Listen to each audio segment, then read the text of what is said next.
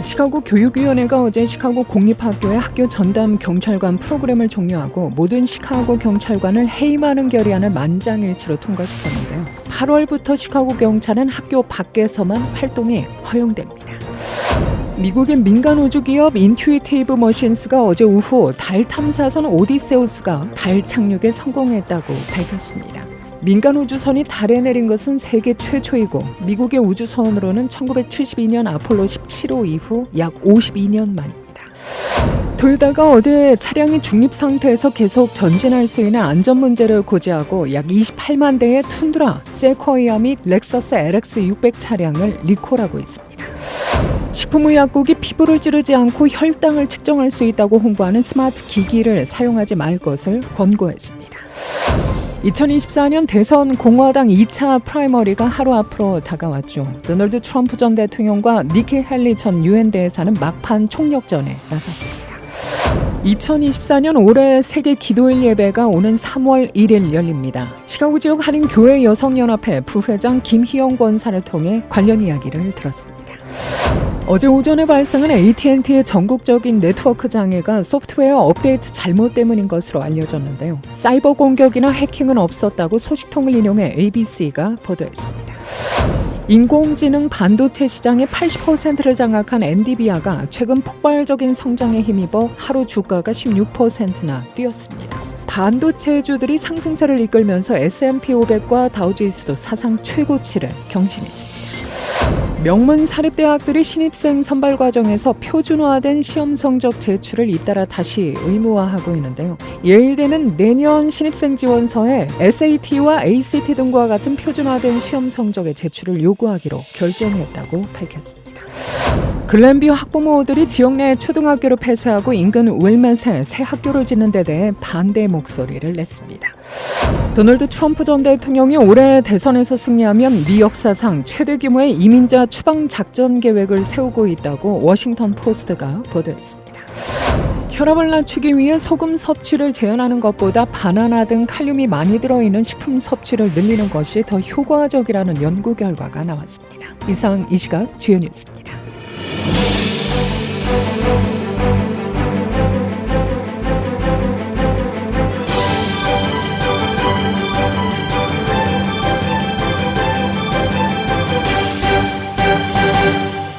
시카고 교육위원회가 어제 시카고 공립학교의 학교 전담 경찰관 프로그램을 종료하고 모든 시카고 경찰관을 해임하는 결의안을 만장일치로 통과시켰는데요. 8월부터 시카고 경찰은 학교 밖에서만 활동이 허용됩니다. 이번 투표는 학교 전체에 학교 전담 경찰 해임을 옹호하는 사람들과 결정을 개별 학교에 맡기는 것을 지지하는 사람들 간의 팽팽한 설전에 이어 몇 시간 동안 진행됐는데요. 통과된 결의안은 시카고 공립학교 전체에 포괄적인 학교 안전정책을 수립해 1991년 처음 시작된 학교 전담 경찰관 관행을 종식시킬 것으로 보입니다. 이 문제가 치열한 논쟁을 불러일으켰음에도 현재 해당 지역 634개 학교 중 학교 전담 경찰관을 활용하는 학교는 6.2%인 39곳에 불과합니다. 이날 만장일치 투표는 교사와 상담사에 대한 투자가 더 도움이 된다고 말하면서 학교 경찰관 해임을 지지한 사람들로부터 큰 환영을 받았습니다. 이날 오전 학교에서 경찰의 퇴출을 원하는 수십 명의 학생도 CPS 본부 앞에서 집회를 열었다고 하는데요. 교내 경찰 퇴출 소속 CPS 학생들은 교육위원회에 학교에서 경찰을 철수하고 경찰에게 지출된 $10,000,000 이상을 학교 프로그램과 자원에 재투자할 것을 촉구했습니다. 미국의 민간 우주기업 인투이티브 머신스는 어제 오후 달 탐사선 오디세우스가 달 착륙에 성공했다고 밝혔습니다.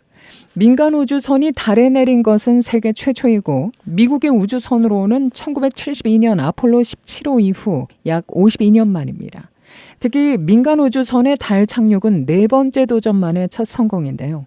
오디세우스는 지난 15일 오전 플로리다의 케네디 우주센터에서 스페이스X의 로켓에 실려 발사됐죠.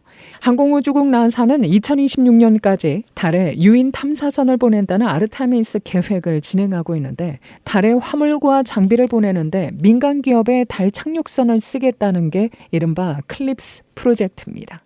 오디세우스는 이번에 나사의 관측 탐사 장비 6개를 싣고 갔는데요. 나사는 이를 수송하는 대가로 1억 1,800만 달러를 지불합니다. 클립스에 참여하는 14개 기업들은 성공 단계에 따라 금액을 받게 되며 나사가 지급하기로 한 총액은 2028년까지 최대 26억 달러에 달합니다. 토요타가 어제 차량이 중립 상태에서 계속 전진할 수 있는 안전 문제를 고지하고 약 28만 대의 툰드라, 세코이아 및 렉서스 LX 600 차량을 리콜하고 있습니다. 리콜 대상 차량은 2022년에서 2024년 사이에 제조된 모델입니다. 토요타는 해당 차량을 소유한 고객에게 딜러에게 연락하거나 toyota.com/recall에서 차량 아이디 번호를 입력할 것을 당부했는데요.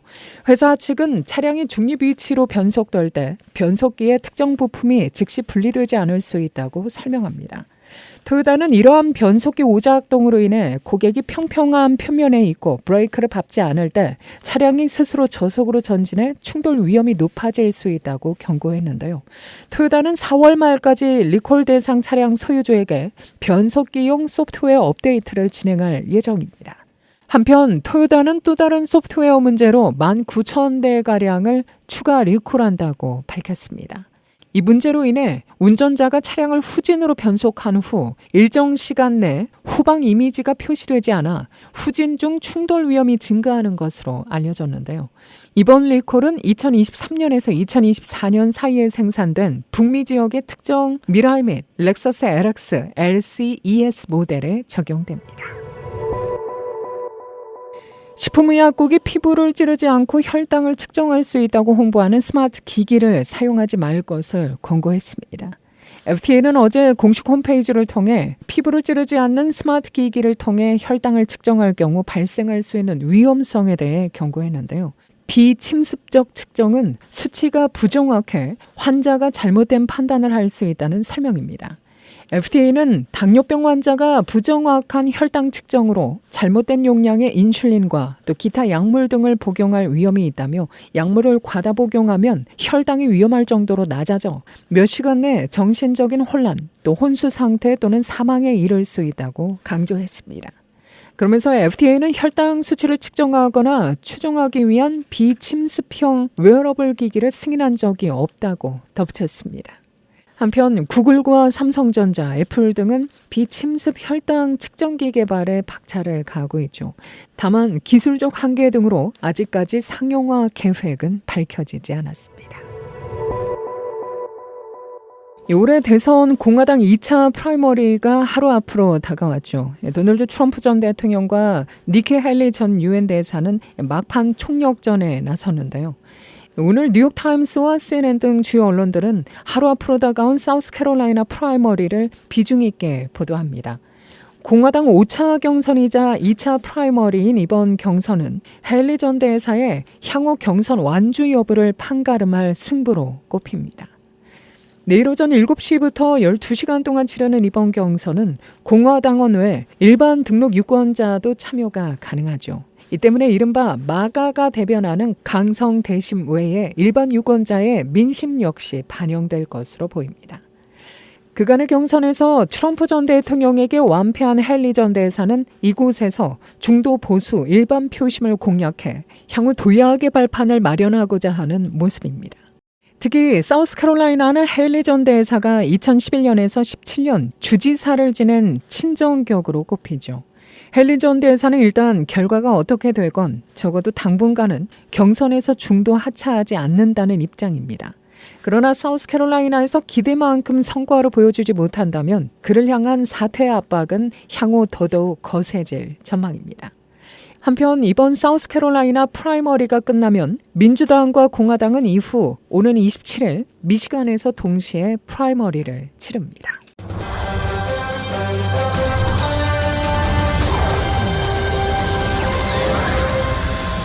2024년 올해 세계 기도일 예배가 오는 3월 1일 열립니다. 매년 이 예배를 주관하는 시카고 지역 한인교회 여성연합회 부회장 김희영 권사를 비롯해 고문인 김신, 정경희 권사가 지난 20일 오전 KBS를 방문해 성도 여러분의 적극적인 관심과 참여를 당부했는데요.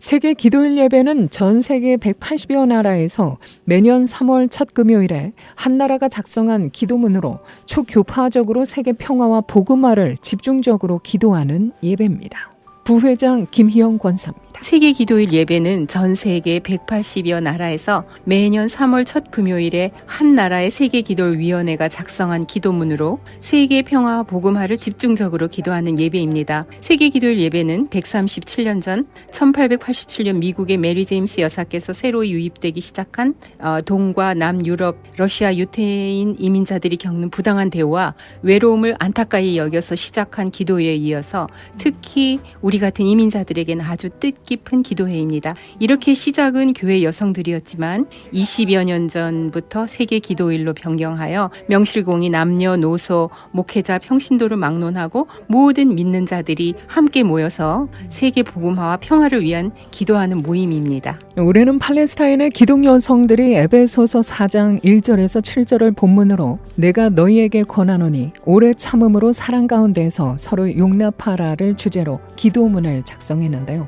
미주 한인교회 여성들은 1979년 뉴욕에서 열린 기도회를 시작으로 1984년 미주 한인교회 여성연합회를 조직해 세계 기도회로 모이고 있죠. 시카고 지역에서는 1984년에 시작돼 올해로 41회째를 맞았는데요. 같은 날, 같은 시간, 같은 주제로 예배함으로 지구자전과 함께 24시간 여성들의 기도가 이어지는 특별한 시간입니다. 올해 세계기도일의 합심기도 제목은 첫째, 세계 복음화와 세계 각지에서 수고하는 선교사들의 사역과 가족을 위해, 둘째, 하나님 뜻 가운데 이스라엘 하마스 전쟁이 종식되고 진정한 평화가 구현되기를, 셋째, 온 세계가 재난, 테러, 기아, 전쟁, 온갖 폭력과 억압에서 해방되기를, 넷째, 기후 위기를 극복할 수 있는 지혜와 용기를 주시기를, 다섯째, 우리 조국 대한민국과 미국이 하나님 마음에 합한 나라가 되기를입니다.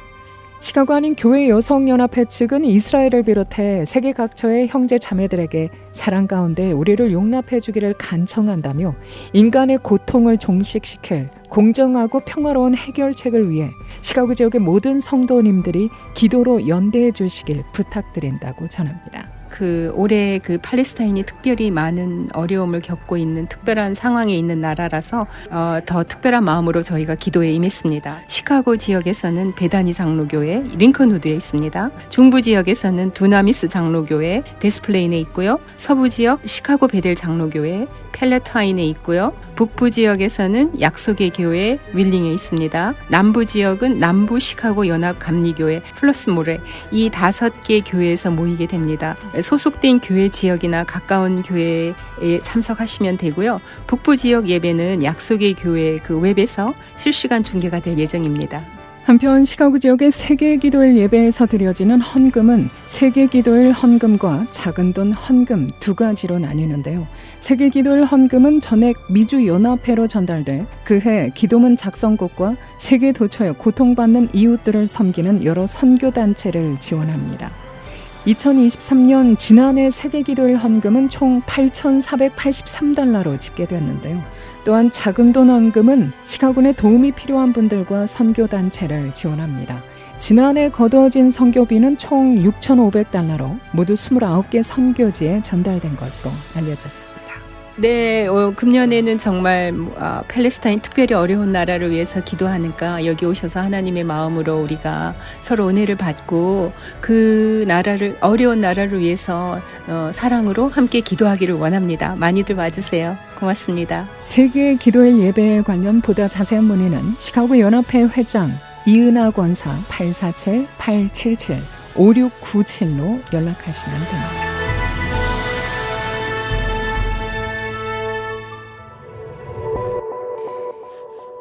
어제 발생한 AT&T의 전국적인 네트워크 장애가 소프트웨어 업데이트 잘못 때문인 것으로 알려지고 있는데요. 사이버 공격이나 해킹은 없었다고 소식통을 인용해 ABC가 보도합니다. 보도 내용에 따르면 미국 AT&T 고객에게 영향을 미친 일시적인 네트워크 장애는 소프트웨어 업데이트가 잘못돼 발생했는데요. 소식통은 ABC에 이 사건에 대해 악의적인 의도나 외부 침입 흔적은 없다고 말했습니다. ABC는 이에 대해 AT&T가 이날 오후 이 상황에 대한 논평을 거부했다고 덧붙였는데요. 앞서 이날 오전 AT&T는 대변인 발표를 통해 서비스 장애를 공식 인정했죠.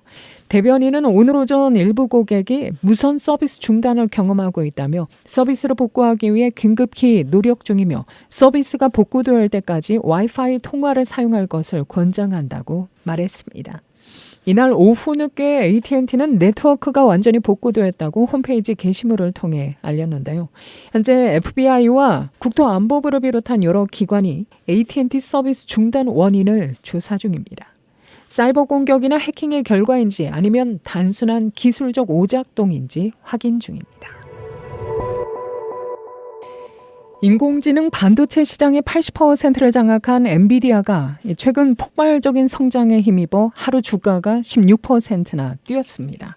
반도체주들이 상승세를 이끌면서 S&P 500과 다우지수도 사상 최고치를 경신했는데요. 엔비디아는 하루 전 발표한 실적부터 예사롭지 않았죠.